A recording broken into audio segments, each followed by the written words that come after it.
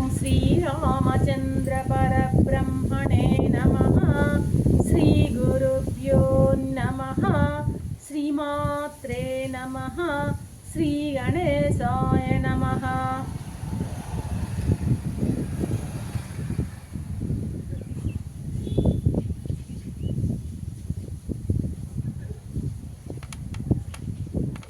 ఆత్మబంధువుల యోగ వాసిష్టం ఉపశమ ప్రకరణము 316వ భాగం. నిన్నటి ఎపిసోడ్లో పుణ్యుడు తన సోదరునికి వారి యొక్క గత జన్మల గురించి వివరిస్తూ ఉన్నాడు అన్నమాట. దాన్నే కొనసాగిస్తూ ఉన్నాడు. సోదరా, ఆనాటి నా సంసారాలు, నానావిధ ఆచారాలు, చేష్టలు, అవన్నీ కూడాను, ఆ విలాసాలు అవన్నీ నాకు ఇప్పుడు గుర్తుకొస్తున్నాయి. ఎందరో అతి ప్రియమైన వాళ్ళు అనుకున్న వాళ్ళు కూడాను గతించిపోవడం జరిగింది. వారిలో ఎవరిని గురించి నేను పడడం లేదు. ఎవరిని గురించి విచారపడాలి చెప్పు? ఎవరిని గురించి విచారపడాలి? ఎవరిని గురించి ఏడవకుండా ఉండాలి. కాబట్టి నీవు స్థిమితపడు.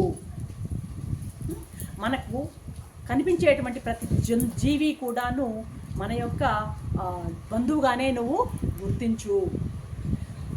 అవి చనిపోయింది అని మనం ఉన్నప్పుడు తల్లిదండ్రులు చనిపోయారనేటువంటి మనకి వచ్చే అవకాశం. కాబట్టి సోదరా, ఈ ప్రపంచమే ఒక పరమాత్మ యొక్క క్రీడారంగం అయ్యా. ఇదంతా అతని యొక్క కుటుంబం. వీడు నావాడు, వీడు పరాయివాడు అని వేరు చేయడం అన్నది కేవలం అల్పబుద్ధి మాత్రమే. ఆ అల్పబుద్ధిని నువ్వు పెట్టుకోవద్దు. నీ దృష్టి విశాలం కావాలి. విశాలమైన దృష్టి పెట్టుకో. ఈ జగమంతటిని కూడాను ఒక కుటుంబంగా భావన చేయి. ఈ జగంలో ఉన్నటువంటి అందరూ కూడాను నీ కుటుంబ సభ్యులే అన్నటువంటి భావనలో నీవు ఉండు. కేవలం మానవులే కాదు, పశుపక్షాదులు, జంతుజాలాలు అన్నీ కూడాను మన సభ్యులుగానే నీవు భావించు. నీకు నాకు ఇప్పటి వరకు ఎంతమందో తల్లిదండ్రులు గతించిపోయారు, లెక్కే లేదు. చెట్ల ఆకులు రాలినట్లు వాళ్ళు రాలిపోయారు. వాళ్ళని గురించి అంతా మనం ఏమి దుఃఖించి కూడాను ప్రయోజనమేమీ లేదు.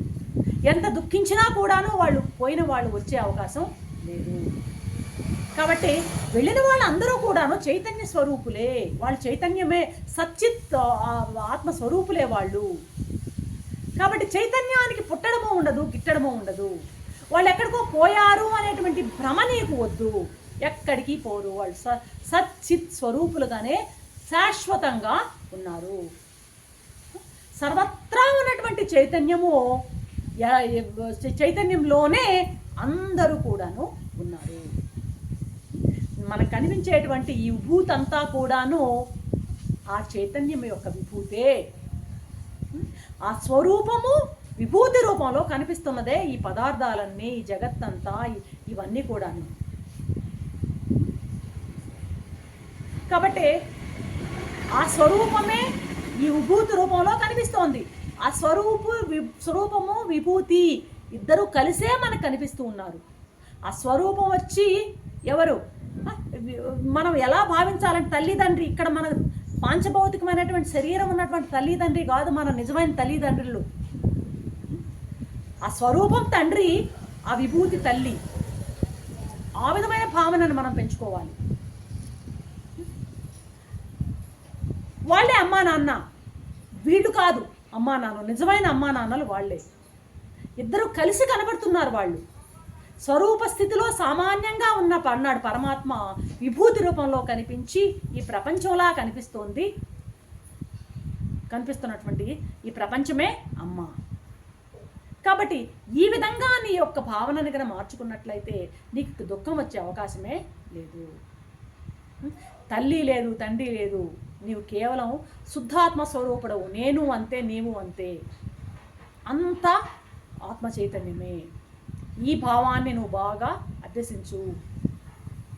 చావు, బ్రతుకులు, వీటన్నిటి శోకించడం ఇదంతా వదిలిపెట్టేయి. స్వచ్ఛంగా ఉండిపోవయ్యా. అర్థమైందా? భావాలు లేకుండా ఉండు. జనన మరణాల నేటివి అసలు నీకు స్ఫురణలోకే రానియకు. నిన్ను నీవు చిదాత్మగా నీవు తెలుసుకో, ఆత్మస్వరూపుడిగా నీవు గుర్తించు. ఇదే నువ్వు చేయవలసింది. నీ చైతన్య స్వరూపుణ్ణి నేను, నా చైతన్యమే సర్వత్రా వ్యాపించి ఉన్నది, కనిపించేటువంటి ప్రతి పదార్థంలోనూ ఉన్నది నా చైతన్యమే అనేటువంటి భావనతో నువ్వు సాగు. భావన నేను చెప్తున్నా నేను. ఈ సంసార యాత్రలో అజ్ఞానులు మాత్రమే నానా కర్మలు చేస్తూ ఉంటారయ్యా. మరి తత్వజ్ఞుడు ఎట్టా ఉంటాడంటే, తత్వజ్ఞుడు ఉదాసీనుడై ప్రాప్తించినటువంటి కార్యాలు చేస్తూ సాక్షి మాత్రంగా కొనసాగుతూ ఉంటాడు. రాత్రి వేళ ఎలా ప్రకాశించేటువంటి దీపాలు ఎలాగా ఉంటాయో, సాక్షిలాగా ఉంటాయో, ఆ దీపాల కింద రకరకాల పనులు. ఒక కవి కవిత్వాన్ని రాస్తే, ఒక దుర్మార్గుడు దొంగ ఆలోచనలు చేస్తుంటే, ఒక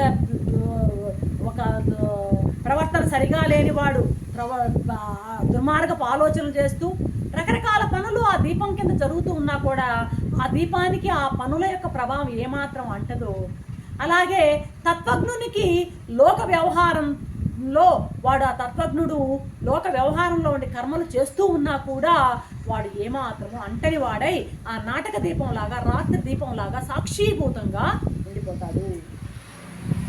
ఇప్పుడు అద్దం ఉంది, అద్దం ముందు ఒక రత్నాన్ని పెట్టామనుకో, రత్నం పెడితే ఆ ప్రతిబింబం పడుతుంది దాంట్లో, లేదా ఏదో అశుద్ధ పదార్థాన్ని పెట్టినా దాని ప్రతిబింబం పడుతుంది. అయినా అద్దంలో ఉన్నటువంటి ప్రతిబింబాలు వస్తువులని అద్దాన్ని అంటవు, ఆ ప్రతిబింబాలు ఏవి అద్దాన్ని అంటవన్నమాట. అలాగే తత్వజ్ఞులు కార్యాలు నిర్వహిస్తూ ఉన్నా సరే వాటిలో లీనం కారు, తామరాకు మీద నీటి పట్టులాగా అంటి ముట్టకుండా ఉంటారు. కాబట్టి సోదరా, హృదయంలో కోరికలు కలుగుతూ ఉంటాయి. ఆ కోరికలన్నిటినీ నశింపజేయి, వాసనలను ప్రయత్నించి సమూలంగా నశింపజేసుకో. ఆత్మభావనలో నువ్వు స్థిరపడు, మననశీలుడవై ఉండు. ఎల్లప్పుడూ ఆ యొక్క మననంలో ఉండు. శ్రవణ మనన నిధిధ్యాసనలను వాటిని శీలిస్తూ జీవితాన్ని గడుపు. ఈ సంసార భావనలు అనేవి ఉన్నాయే, అవి నిన్ను ఇబ్బంది పెడుతున్నాయి. వాటినన్నిటినీ వీడి ఆత్మలోనే శమించవయ్యా అని బోధ చేశాడు పుణ్యుడు. ఈ బోధంతా వినేసరికట తమ్ముడికి కూడా జ్ఞానేదయం అయిందట. ఇద్దరు కూడాను సిద్ధ పురుషులు అయిపోయారట. అన్నదమ్ములు ఇద్దరు కూడాను జ్ఞానంలో విజ్ఞానంలో పారాన్ని చూశారట, అంతుని చూశారట. వాళ్ళు జ్ఞానం అంటే ఏంది? సిద్ధాంతం. విజ్ఞానం అంటే ఏంది? అనుభవం, జ్ఞానానుభవం. కాబట్టి పరోక్షాన్ని అపరోక్షాన్ని ఇద్దరు రెండింట్లో కూడాను ఇద్దరు బాగా పరిణతి చెందారట వీళ్ళిద్దరు. పెద్దవాళ్ళ కాలక్రమంలో ఏం చేశారు వాళ్ళు? తైలం లేని దీపాల్లాగా శమించి దేహాన్ని వీడిని నిర్వాణాన్ని పొందారు అంటున్నారన్నమాట. అరణ్యంలో ఇద్దరు ఉండి తపస్సులు చేసి రకరకాలైనటువంటి ఆ సాధనలతో వాళ్ళిద్దరు కూడా దేహాన్ని చాలించారు, సర్వోత్తమైనటువంటి స్థితిని పొందారు అని చెప్తున్నాను.